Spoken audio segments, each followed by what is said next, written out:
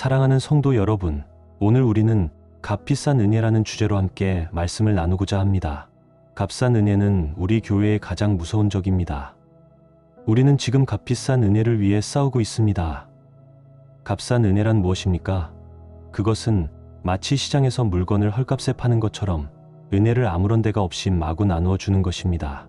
죄의 용서, 성례전, 위로의 말씀들이 조건도 없이 묻지도 따지지도 않고 던져집니다. 은혜는 교회의 무한한 창고에서 흘러넘치는 것이고 이미 값이 치러졌으니 무엇이든 공짜로 가질 수 있다고 생각합니다. 비용이 무한했으니 쓰는 것도 무한할 수 있다고 여깁니다. 과연 은혜가 값싸지 않다면 은혜라고 할 수 있겠느냐고 묻기도 합니다. 값싼 은혜는 은혜를 하나의 교리로, 하나의 원칙으로, 하나의 체계로 만들어버립니다. 죄 용서는 그냥 일반적인 진리로 선포되고 하나님의 사랑은 그저 기독교적 개념으로 가르쳐집니다. 그 생각에 머리로만 동의하면 죄 사함을 받을 수 있다고 여깁니다. 올바른 은혜의 교리를 가진 교회는 그 사실 하나만으로 이미 은혜 안에 있다고 생각합니다. 그런 교회 안에서 세상은 자신의 죄를 값싸게 덮어버립니다. 뉘우침도 필요 없고 죄에서 벗어나고자 하는 진정한 소망도 필요 없습니다. 결국 값싼 은혜는 살아 계신 하나님의 말씀을 부정하는 것이며 실제로 하나님의 말씀이 육신이 되신 성육신을 부정하는 것입니다. 값싼 은혜는 죄인을 의롭게 하지 않고 죄 자체를 의롭게 합니다. 은혜만으로 모든 것이 해결되니 모든 것이 전과 똑같이 유지될 수 있다고 말합니다. 세상은 여전히 같은 방식으로 굴러가고 루터가 말했듯 우리는 최선의 삶에서도 여전히 죄인입니다. 그러니 그리스도인도 세상 사람들처럼 살면 된다고 합니다. 은혜 아래서 옛주의 삶과 다르게 살려고 거만하게 애쓸 필요가 없다고 합니다. 예수 그리스도의 명령을 따라 순종하며 살려고 애쓰는 것은 오히려 율법주의로 빠지는 위험한 길이라고 경고합니다. 세상은 이미 은혜로 의롭다 하심을 받았으니 그리스도인은 그 값없는 은혜를 거스르지 말아야 한다고 말합니다. 그러므로 세상 사람들처럼 살라고 합니다. 물론 그리스도인이라면 뭔가 특별하게 살고 싶은 마음도 있을 것입니다. 그러나 그것을 자제하고 세상과 똑같이 사는 것이 오히려 하나님을 위한 일이라고 합니다. 그리스도인은 자기를 낮추고 자기를 드러내지 않고 세상의 삶과 구별되지 않아야 한다고 합니다. 그래야 은혜가 진짜 은혜로 남을 수 있다는 것입니다. 그러므로 안심하고 세상 안에 머무르라고 합니다. 은혜가 모든 것을 다 해주니까 그리스도를 따르는 대신 은혜의 위로를 누리라고 합니다. 이것이 바로 값싼 은혜입니다. 회개하고 죄에서 돌아서는 죄인을 의롭게 하는 것이 아니라 죄 자체를 정당화하는 값싼 은혜입니다. 이 값싼 은혜는 우리 스스로가 우리에게 베푸는 은혜입니다. 값싼 은혜는 회개 없는 용서의 선포입니다. 교회 훈련 없는 세례입니다. 고백 없는 성찬입니다. 개인적인 고백 없는 사죄 선언입니다. 값싼 은혜는 제자도가 없는 은혜이며 십자가가 없는 은혜이고 살아계시고 성육신하신 예수 그리스도가 없는 은혜입니다. 이제 한 걸음 더 나아가 보겠습니다. 값비싼 은혜란 무엇입니까? 그것은 밭에 숨겨진 보화와 같습니다. 그 보화를 위해 사람은 기꺼이 모든 것을 팔아버립니다. 값비싼 은혜는 값진 진주와 같아서 상인은 그것을 얻기 위해 자신의 모든 재산을 팝니다. 그것은 그리스도의 왕국이며 그 나라를 위해 사람은 자신을 넘어지게 하는 눈도 빼버립니다. 그것은 예수 그리스도의 부르심이며 제자는 그 부르심에 그물을 내려놓고 따릅니다. 값비싼 은혜는 반드시 다시 찾아야 하는 복음이고 간구해야 받는 선물이며 두드려야 열리는 문입니다. 이 은혜가 값비싼 이유는 우리를 따르라고 부르기 때문이며 은혜인 이유는 예수 그리스도를 따르라고 부르기 때문입니다. 값비싼 이유는 사람의 목숨을 요구하기 때문이고 은혜인 이유는 유일한 참된 생명을 주기 때문입니다. 값비싼 이유는 죄를 정죄하기 때문이고 은혜인 이유는 죄인을 의롭다 하기 때문입니다. 무엇보다 이 은혜가 값비싼 이유는 하나님께서 그의 아들의 생명으로 값을 치르셨기 때문입니다. 성경은 말합니다. 너희는 값으로 산 것이 되었느니라. 하나님께 그토록 큰 값이 든 것이 우리에게 값싸게 될 수 없습니다. 무엇보다 이것이 은혜인 이유는 하나님께서 우리의 생명을 위해 그 아들을 아끼지 아니하셨기 때문입니다. 값비싼 은혜는 하나님의 성육신 자체입니다. 값비싼 은혜는 하나님의 성소입니다. 세상으로부터 보호되어야 하며 개에게 던져져서는 안 됩니다. 그것은 하나님께서 원하시는 대로 말씀하시는 살아있는 말씀입니다. 값비싼 은혜는 예수를 따르라는 은혜로운 부르심으로 우리 앞에 다가옵니다. 상한 심령과 통회하는 마음에 용서의 말씀으로 찾아옵니다. 은혜가 값비싼 이유는 그리스도의 멍에에 굴복하고 그를 따르도록 강권하기 때문이며, 은혜인 이유는 예수께서 말씀하셨기 때문입니다. 내 멍에는 쉽고 내 짐은 가벼우니라. 여기서 중요한 이야기를 하나 드리겠습니다. 베드로는 2번에 걸쳐 나를 따르라는 부르심을 받았습니다. 그것은 예수께서 제자에게 하신 첫 번째이자 마지막 말씀이었습니다. 그 2번의 부르심 사이에 그의 전 생애가 놓여 있습니다. 첫 번째는 게네사렛 호숫가에서였습니다. 베드로는 그물과 배를 버리고 예수의 말씀에 따라 그를 따랐습니다. 2번째는 부활하신 주님께서 그가 다시 옛 어업으로 돌아간 것을 발견하셨을 때입니다. 다시 게네사렛 호숫가에서 다시 나를 따르라는 부르심이 있었습니다. 두 부르심 사이에는 그리스도를 따르는 제자의 삶 전체가 놓여 있었습니다. 그 중간쯤에는 베드로의 신앙 고백이 있었습니다.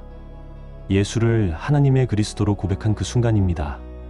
베드로는 3번에 걸쳐 그리스도가 자신의 주님이요 하나님이심을 선포받았습니다. 처음에, 끝에, 그리고 가이사랴 빌립보에서입니다.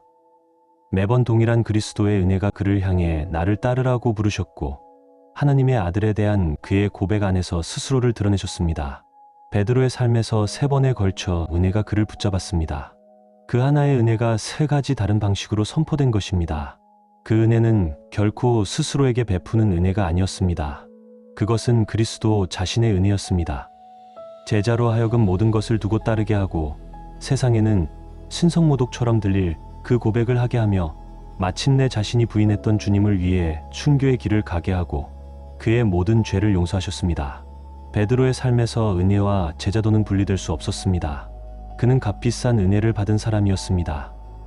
이제 역사의 흐름 속으로 들어가 보겠습니다. 기독교가 확산되고 교회가 점점 세속화되면서 은혜의 값비싼 본질에 대한 인식은 서서히 사라져갔습니다. 세상이 기독교화되고 은혜는 모두의 공동 재산이 되었습니다. 은혜는 싸게 얻을 수 있는 것이 되었습니다. 그러나 로마 교회는 그 이전의 비전을 완전히 잃어버리지는 않았습니다. 교회가 수도원 운동을 품으면서 분열을 막은 것은 매우 의미 있는 일이었습니다. 교회의 외곽에 위치한 수도원에서는 옛 비전이 살아 있었습니다. 그곳에서는 사람들이 은혜의 값이 있음을 기억했고, 그리스도를 따르는 것이 은혜의 의미임을 알았습니다. 그들은 그리스도를 위해 모든 것을 버리고 날마다 그의 엄중한 명령을 실천하려 힘썼습니다. 수도원 운동은 기독교의 세속화와 은혜의 값어치 하락에 저항하는 살아있는 증거였습니다. 그러나 교회는 이 저항을 적당히 용인하면서 그것이 논리적 결론에 이르지 못하도록 막았습니다. 그리고 오히려 그것을 이용해 자신의 세속화를 정당화했습니다. 수도원 생활은 일반 평신도들이 따를 수 없는 특별한 소수의 성취로 포장되었습니다. 예수의 명령을 특정 전문가 집단에만 적용함으로써 교회는 이중 기준이라는 치명적인 개념을 만들어냈습니다. 최고 수준의 순종과 최소 수준의 순종이 나란히 존재하게 되었습니다. 교회가 너무 세속적이라는 비판을 받을 때마다 수도원이라는 더 높은 삶의 가능성을 가리키며 나머지 사람들에게는 더 낮은 기준을 정당화할 수 있었습니다. 그 결과 역설적인 일이 벌어졌습니다. 값비싼 은혜의 의미를 교회 안에 보존하기 위해 존재했던 수도원 운동이 오히려 교회의 세속화를 정당화하는 결정적인 근거가 되어버렸습니다. 수도원주의의 치명적인 오류는 그 엄격함 자체에 있었던 것이 아니라 선택된 소수의 개인적 성취로 스스로를 내세우며 특별한 공로를 주장한 데 있었습니다. 여기서 중요한 전환점이 하나 생깁니다. 종교개혁이 일어났을 때 하나님의 섭리는 마르틴 루터를 세워 순수하고 값비싼 은혜의 복음을 회복하게 하셨습니다. 루터는 수도원을 거쳤습니다. 그는 수도사였고 이 모든 것이 하나님의 계획의 일부였습니다. 루터는 절대적 순종의 길, 곧 그리스도를 따르는 길을 위해 모든 것을 버렸습니다. 그는 그리스도인의 삶을 살기 위해 세상을 포기했습니다. 그는 그리스도와 교회에 대한 순종을 배웠습니다. 순종하는 자만이 진정으로 믿을 수 있기 때문입니다. 수도원으로의 부르심은 루터에게 삶의 완전한 포기를 요구했습니다. 그러나 하나님께서 그의 모든 희망을 무너뜨리셨습니다. 하나님은 성경을 통해 그리스도를 따르는 것이 선택된 소수의 성취나 공로가 아니라 모든 그리스도인에게 차별 없이 주어진 하나님의 명령임을 보여주셨습니다. 수도원주의는 제자도의 겸손한 사역을 성인들의 공로 있는 행위로 변질시켜버렸습니다. 제자도의 자기 포기는 오히려 노골적인 영적 자기 주장으로 둔갑해버렸습니다. 세상이 수도원 생활의 중심부로 파고들어 다시 한번 혼란을 일으키고 있었습니다. 세상을 피하려 한 수도사의 시도가 결국 세상에 대한 교묘한 사랑의 형태로 드러났습니다. 수도원 생활의 기반이 이렇게 무너지자 루터는 은혜를 붙잡았습니다. 수도원주의의 모든 세계가 그 주위에서 무너져 내리는 그 순간, 그는 하나님께서 그리스도 안에서 손을 내밀어 구원하고 계심을 보았습니다. 결국 우리가 어떤 선한 삶을 살더라도 우리가 하는 어떤 것도 아무런 소용이 없다는 것을 믿음으로 붙잡았습니다. 그에게 주어진 은혜는 값비싼 은혜였으며 그의 온 존재를 흔들어 놓았습니다. 다시 한번 그는 그물을 내려놓고 따라야 했습니다. 처음에는 수도원에 들어갈 때였습니다. 그때 그는 경건한 자아만 빼고 모든 것을 두고 떠났습니다. 이번에는 그 자아마저도 빼앗겼습니다. 그는 자신의 공로가 아니라 순전히 하나님의 은혜로 그 부르심에 순종했습니다. 루터는 이런 말을 듣지 않았습니다. 물론 당신은 죄를 지었지만 이제 모든 것이 용서받았으니 지금 있는 그대로 머물면서 용서의 위로를 누리십시오. 아닙니다. 루터는 수도원을 떠나 세상으로 돌아가야 했습니다. 세상 자체가 선하고 거룩하기 때문이 아니라 수도원 역시 세상의 한 부분에 불과했기 때문입니다. 수도원에서 세상으로 돌아온 루터의 귀환은 초기 기독교 이후 세상이 받은 가장 강력한 충격이었습니다. 수도사가 될 때 한 포기는 그가 세상으로 돌아오면서 해야 했던 포기에 비하면 아무것도 아니었습니다. 이제 정면 대결이 시작되었습니다. 예수를 따르는 유일한 길은 세상 안에서 사는 것이었습니다. 이전까지 기독교인의 삶은 수도원이라는 특별히 유리한 조건 아래 소수 선택된 정신들의 성취였습니다. 이제 그것은 세상 안에서 살아가는 모든 그리스도인에게 부과된 의무가 되었습니다. 예수의 명령은 일상적인 삶의 소명 안에서 완전한 순종으로 이루어져야 했습니다. 그리스도인의 삶과 세상의 삶 사이의 갈등은 이제 가장 첨예한 형태로 드러났습니다. 그것은 그리스도인과 세상 사이의 직접적인 대결이었습니다. 루터의 행동을 잘못 이해하는 치명적인 오류가 하나 있습니다. 그것은 그의 순수한 은혜의 복음 재발견이 예수의 명령에 대한 순종으로부터의 일반적인 면제를 제공했다고 생각하거나 하나님의 용서하시는 인애가 자동적으로 세상에 의로움과 거룩함을 부여한다는 것이 종교개혁의 위대한 발견이라고 보는 것입니다. 오히려 루터에게 있어서 그리스도인의 세상 안에서의 소명은 그 소명이 세상에 대한 최후의 근본적인 저항을 담고 있는 한에서만 거룩해집니다. 그리스도인의 세속적 소명이 예수를 따르는 삶 안에서 행사될 때만 복음으로부터 새로운 승인과 정당성을 얻을 수 있습니다. 루터를 수도원에서 세상으로 다시 이끈 것은 죄의 칭의가 아니라 죄인의 칭의였습니다. 그가 받은 은혜는 값비싼 은혜였습니다. 그것은 타는 듯한 땅 위의 물처럼, 환난 중의 위로처럼, 스스로 선택한 길의 속박으로부터의 자유처럼, 그의 모든 죄의 용서처럼 은혜였습니다. 그리고 그것은 값비쌌습니다. 선행으로부터 그를 면제해 준 것이 아니라 이전보다 더 진지하게 제자도의 부르심을 받아들이도록 했습니다. 은혜가 값비싼 것은 그것이 많은 값을 치렀기 때문이고, 많은 값을 치른 것은 그것이 은혜이기 때문입니다. 이것이 종교개혁 복음의 비밀이었습니다. 죄인의 칭의입니다. 그러나 종교개혁의 결과는 루터의 은혜에 대한 순수하고 값비싼 인식의 승리가 아니었습니다. 오히려 가장 싼 값에 은혜를 얻으려는 인간의 종교적 본능이 승리했습니다. 거의 눈에 띄지 않는 강구점의 미묘한 변화만으로도 그 피해는 충분했습니다.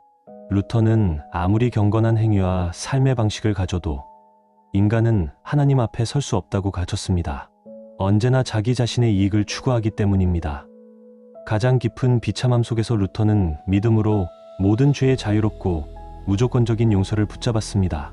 그 경험은 이 은혜가 그의 생명 자체를 요구했으며 날마다 같은 값을 계속 치러야 한다는 것을 가르쳐 주었습니다. 이 은혜는 제자도로부터 그를 면제해 준 것이 아니라 오히려 그를 더욱 열정적인 제자로 만들었습니다. 루터가 은혜에 대해 말할 때 그는 항상 그것이 자신의 생명을 요구했다는 사실을 함께 이야기했습니다. 그 생명은 이제 처음으로 그리스도의 절대적인 순종에 복종하게 된 삶이었습니다. 오직 그런 방식으로만 그는 은혜에 대해 말할 수 있었습니다. 루터는 오직 은혜만이 구원할 수 있다고 말했습니다. 그의 후계자들은 그 말씀을 받아 그대로 반복했습니다. 그러나 그들은 변함없는 부가 조건, 즉 제자도의 의무를 빼버렸습니다. 루터가 그 부가 조건을 항상 명시적으로 언급할 필요가 없었던 것은 그가 항상 은혜에 이끌려 그리스도를 엄격히 따르는 사람으로서 말했기 때문입니다. 루터의 교리 기준으로 볼 때 그 후계자들의 교리는 흠잡을 데가 없었습니다. 그러나 그들의 정통성은 종교개혁의 끝이자 파멸을 의미했습니다. 종교개혁은 지상에서 하나님의 값비싼 은혜의 계시로서 끝나버렸습니다. 세상 안에서의 죄인의 칭의는 죄와 세상의 칭의로 퇴락해버렸습니다. 값비싼 은혜는 제자도 없는 값싼 은혜로 전락했습니다. 루터는 아무리 선한 삶을 살더라도 우리가 하는 것은 아무 소용이 없다고 말했습니다. 하나님 앞에서 우리를 도울 수 있는 것은 오직 죄 용서를 주는 은혜와 호의뿐이라고 했습니다. 그러나 그는 바로 그 위기의 순간에 두 번째로 모든 것을 버리고 예수를 따르라는 부르심을 받은 사람으로서 말한 것입니다. 은혜를 인식하는 것은 그를 괴롭히던 죄와의 최후의 근본적인 결별이었습니다. 그러나 결코 그 죄의 정당화가 아니었습니다. 하나님의 용서를 붙잡음으로써 그는 자기 의지대로 사는 삶에 대한 최후의 근본적인 포기를 했으며 이 결별은 필연적으로 진지한 그리스도를 따르는 삶으로 이어졌습니다. 그는 항상 이것을 답으로 보았습니다. 그러나 인간이 아닌 하나님이 내놓으신 답으로 보았습니다. 그런데 그의 후계자들은 그 답을 자신들의 계산을 위한 데이터로 바꾸어 버렸습니다. 이것이 문제의 뿌리였습니다. 은혜가 하나님의 답이라면, 기독교인 삶의 선물이라면 우리는 한순간도 그리스도를 따르는 것을 포기할 수 없습니다.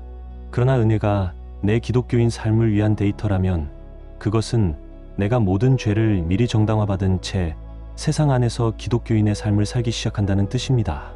나는 얼마든지 가서 죄를 지을 수 있고 은혜가 용서해 줄 것이라 믿습니다.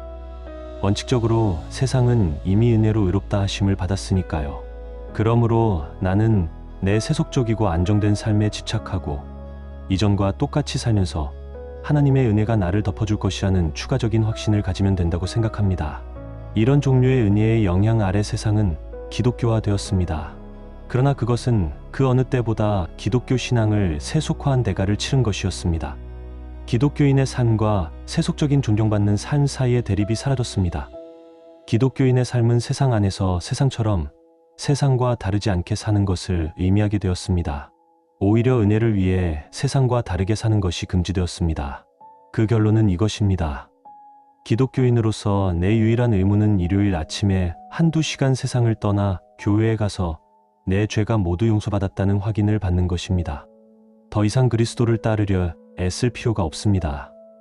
제자도의 가장 쓴 원수인 값싼 은혜가 나를 그것으로부터 자유롭게 해주었으니까요.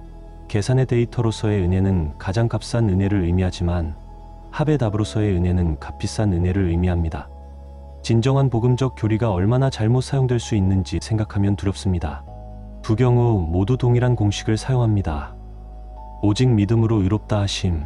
그러나 그 공식을 잘못 사용하면 그 본질 자체를 완전히 파괴합니다. 지식을 추구하는데 일생을 바친 끝에 파우스트는 고백합니다. 이제 나는 우리가 아무것도 알 수 없다는 것을 안다. 이것은 합의 답입니다. 오랜 경험의 결과입니다. 그러나 키르케고르가 관찰한 것처럼 같은 말을 이용해 자신의 게으름을 정당화하는 신입생이 사용할 때는 전혀 다른 이야기입니다. 답으로서는 완전히 맞는 말이지만 초기 데이터로서는 자기 기만입니다. 획득한 지식은 그것을 획득한 실존에서 분리될 수 없기 때문입니다. 오직 은혜만으로 의롭다 하심을 받았다고 말할 권리가 있는 사람은 모든 것을 버리고 그리스도를 따른 사람입니다. 그런 사람은 제자도의 부르심이 은혜의 선물임을 알고 그 부르심은 은혜와 분리될 수 없다는 것을 압니다. 그러나 이 은혜를 그리스도를 따르는 것으로부터의 면제로 사용하려는 사람들은 스스로를 속이는 것입니다. 우리 마음을 점검해 봅시다. 루터가 이런 말을 한 것을 아십니까? 대담하게 죄를 지어라. 그러나 더욱 대담하게 믿고 그리스도 안에서 기뻐하라. 여러분은 어떻게 생각하십니까? 이것이 값싼 은혜의 선포입니까? 죄를 위한 백지 위임장입니까? 제자도의 종말입니까? 이것이 대담하게 죄를 짓고 은혜에 의존하라는 신성모독적인 격려입니까? 이 말을 이해하려면 모든 것이 데이터와 답의 구분을 어떻게 적용하느냐에 달려 있습니다. 만약 루터의 공식을 은혜의 교리의 전제로 만든다면 우리는 값싼 은혜의 유령을 불러내는 것입니다. 그러나 루터의 공식은 전제가 아니라 결론으로 합의 답으로 마지막 말로 받아들여야 합니다. 전제로 받아들이면 대담하게 죄를 지어라는 윤리적 원칙의 성격을 띠게 됩니다. 그것은 죄의 정당화이며 루터의 공식을 정반대로 뒤집는 것입니다. 루터에게 대담하게 죄를 지어라는 말은 그리스도를 따르려 한 사람이 결코 죄 없이 될 수 없다는 것을 배운 뒤에만 가능한 최후의 피난처였습니다. 죄를 두려워하다 하나님의 은혜를 잃어버릴까 두려운 사람을 위한 위로였습니다. 루터가 본 것처럼 대담하게 죄를 지어라는 그의 불순종하는 삶에 대한 근본적인 인정이 아니었습니다. 그것은 우리가 언제나 어떤 상황에서도 죄인인 우리 앞에 찾아오시는 하나님의 은혜의 복음이었습니다. 그 은혜가 우리를 찾아오시고 죄인인 우리를 의롭다 하십니다. 루터는 말합니다. 용기를 내어 당신의 죄를 고백하십시오. 그것에서 도망치려 하지 마십시오. 더욱 대담하게 믿으십시오. 당신은 죄인입니다. 그러니 죄인으로 있으십시오. 당신이 아닌 무언가가 되려 하지 마십시오. 그렇습니다. 날마다 다시 죄인이 되십시오. 그리고 대담하게 그것을 인정하십시오. 그런데 이런 말을 누구에게 할 수 있겠습니까? 온 마음으로 날마다 죄와의 결별을 선언하고 그리스도를 따르는데 방해가 되는 모든 장벽을 무너뜨리려 하지만 그럼에도 자신의 날마다의 불신시함과 죄로 괴로워하는 사람에게만 할 수 있는 말입니다. 이 말의 위로를 그리스도를 따르라는 새로운 소환으로 듣지 않고 누가 이 말을 들을 수 있겠습니까? 이렇게 해석할 때 루터의 이 말들은 은혜의 값비싼 본질에 대한 증언이 됩니다. 유일하게 진정한 은혜의 증언이 됩니다. 원칙으로서의 은혜, 원칙으로서의 대담하게 죄를 지어라. 저렴한 은혜는 결국 도움도 자유도 주지 못하는 새로운 율법에 불과합니다. 살아있는 말씀으로서의 은혜, 환난 중의 위로와 제자도를 향한 소환으로서의 대담하게 죄를 지어라. 값비싼 은혜야말로 유일하게 순수한 은혜입니다. 죄를 진정으로 용서하고 죄인에게 자유를 주는 은혜입니다. 우리 루터교인들은 값싼 은혜의 시체 주위의 독수리처럼 모여 그 독을 마셨고 그 독이 그리스도를 따르는 삶을 죽여버렸습니다. 물론 우리가 순수한 은혜의 교리에 기독교 역사에서 유례없는 신적인 영예를 드린 것은 사실입니다. 우리는 그 교리를 하나님 자신의 자리에 높였습니다. 루터의 공식은 어디서나 반복되었지만 그 진리는 자기 기만으로 왜곡되었습니다. 우리 교회가 칭의의 올바른 교리를 가지고 있는 한 우리 교회가 의롭다 하심을 받은 교회라는 것은 의심할 여지가 없다고들 했습니다. 루터교의 유산을 은혜를 가장 싸고 쉬운 조건으로 제공함으로써 지켜야 한다고 생각했습니다. 루터교인이 된다는 것은 그리스도를 따르는 것을 율법주의자들과 칼뱅주의자들과 열정주의자들에게 맡겨버리는 것을 의미했습니다. 그 모든 것이 은혜를 위해서라는 명분 아래서 말입니다. 우리는 세상을 의롭다 하고 그리스도를 따르려 한 자들을 이단으로 정죄했습니다. 그 결과 한 나라가 기독교인이 되고 루터교인이 되었습니다. 그러나 그 대가는 진정한 제자도를 잃는 것이었습니다. 요구된 값은 너무 싼 것이었습니다. 값싼 은혜가 승리했습니다. 그런데 우리는 이 값싼 은혜가 부메랑처럼 우리에게 돌아왔다는 것을 알고 있습니까? 조직화된 교회의 붕괴라는 형태로 오늘날 우리가 치르고 있는 값은 너무 낮은 값의 은혜를 제공한 우리 정책에 불가피한 결과입니다. 우리는 말씀과 성례전을 헐값에 파버렸습니다. 우리는 묻지도 따지지도 않고 조건도 없이 한 나라 전체에 세례를 주고 견실례를 행하고 사죄를 선언했습니다. 우리의 인도주의적 감정이 거룩한 것을 조롱하는 자들과 믿지 않는 자들에게 주도록 만들었습니다. 우리는 끊임없이 은혜의 홍수를 쏟아냈습니다. 그러나 좁은 길을 걸어 예수를 따르라는 부르심은 거의 들리지 않았습니다. 루터가 사람들이 불경건한 삶에 안주하게 만드는 방식으로 복음을 전하는 것에 대해 경고했던 그 말들은 어디로 갔습니까? 오늘날 우리나라의 수백만 영적 시체들과 비교할 때 이것이 역사상 가장 끔찍하고 재앙적인 세상의 기독교화 사례가 아닙니까? 값싼 은혜가 우리 복음 교회에 전적으로 무자비한 결과를 가져왔다는 것이 너무나 분명히 증명되었습니다. 이 값싼 은혜는 우리의 영적 삶에도 똑같이 재앙적이었습니다. 그리스도께 이르는 길을 열어주는 대신 그 길을 막아버렸습니다. 그리스도를 따르도록 부르는 대신 우리의 불순종 안에 굳어지게 했습니다. 혹시 우리가 그를 따르라는 은혜로운 부르심을 한때 들었을지도 모릅니다. 그 명령에 따라 순종의 훈련 안에서 제자의 길로 첫걸음을 내딛기 시작했을지도 모릅니다. 그런데 그때 값싼 은혜의 말씀과 맞닥뜨렸습니다. 그것은 얼마나 무자비하고 가혹한 일이었습니까? 그 말씀이 우리에게 가져올 수 있는 유일한 영향은 우리의 전진을 막고 우리를 세상의 평범한 수준으로 유혹하며 우리가 스스로 선택한 길을 가고 있다고, 헛된 힘을 낭비하며 스스로를 훈련하고 있다고 말함으로써 제자도의 기쁨을 빼앗아 버리는 것이었습니다. 이것이 단지 쓸모없는 일일 뿐만 아니라 매우 위험한 일이라고 했습니다. 어쨌든 우리의 구원은 이미 하나님의 은혜로 이루어졌다고 했습니다. 꺼져가는 심지가 무자비하게 꺼져버렸습니다. 이런 값싼 제안은 사람들을 혼란스럽게 할 뿐이고 그리스도의 부르심에 응한 길에서 그들을 유혹했습니다. 값싼 은혜를 붙잡은 후로는 값비싼 은혜를 아는 지식으로부터 영원히 차단되었습니다. 속임을 당하고 약해진 채 사람들은 이 값싼 은혜를 소유하게 되었으니 이제 강하다고 느꼈습니다. 그러나 실제로는 제자도와 순종의 삶을 살 능력을 잃어버린 것이었습니다. 값싼 은혜의 말씀은 그 어떤 행위의 명령보다 더 많은 그리스도인들을 파멸시켰습니다. 정리하면서 마지막으로 이 말씀을 붙들고 싶습니다.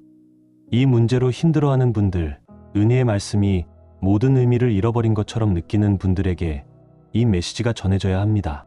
진리를 위해 이 말씀은 선포되어야 합니다. 값싼 은혜를 통해 그리스도를 따르는 삶을 잃어버렸다고 고백하는 분들을 위해서입니다. 그리고 그리스도를 따르는 삶을 잃어버림으로써 값비싼 은혜에 대한 이해도 잃어버린 분들을 위해서입니다. 단순히 말하자면 우리가 이 일을 해야 하는 이유는 우리가 이제 진정한 제자도의 길 위에 서 있지 않다는 것을 인정할 준비가 되었기 때문입니다. 우리는 고백합니다. 우리 교회의 은혜교리는 정통이지만 우리가 주님을 따르는 교회의 지체인지는 더 이상 확신할 수 없습니다. 그러므로 우리는 은혜와 제자도의 상호 관계에 대한 참된 이해를 회복하려는 시도를 해야 합니다. 이 문제를 더 이상 외면할 수 없습니다. 날마다 더욱 분명해지고 있습니다. 우리 교회가 당면한 가장 긴급한 문제는 바로 이것입니다. 우리는 현대 세상에서 어떻게 기독교인의 삶을 살 수 있겠습니까? 그 길의 끝에 이른 사람들, 은혜가 값비싸다는 결코 자명하지 않은 진리를 발견하고 놀라는 사람들은 복이 있습니다. 예수 그리스도의 은혜에 사로잡혀 겸손한 마음으로 그리스도의 모든 충분한 은혜를 찬양할 수 있는 그의 단순한 제자들은 복이 있습니다. 그 은혜를 알면서 세상 안에서 살되 세상에 속하지 않을 수 있는 사람들, 예수 그리스도를 따름으로써 하늘의 시민권을 확신하여 이 세상에서 진정으로 자유롭게 살 수 있는 사람들은 복이 있습니다. 제자도란 단순히 은혜에서 나오는 삶임을, 그리고 은혜는 단순히 제자도를 의미함을 아는 사람들은 복이 있습니다. 이런 의미에서 그리스도인이 된 사람들은 복이 있습니다. 그들에게 은혜의 말씀은 진정한 자비의 샘이 되었습니다. 은혜가 되셨다면 구독과 좋아요 부탁드립니다.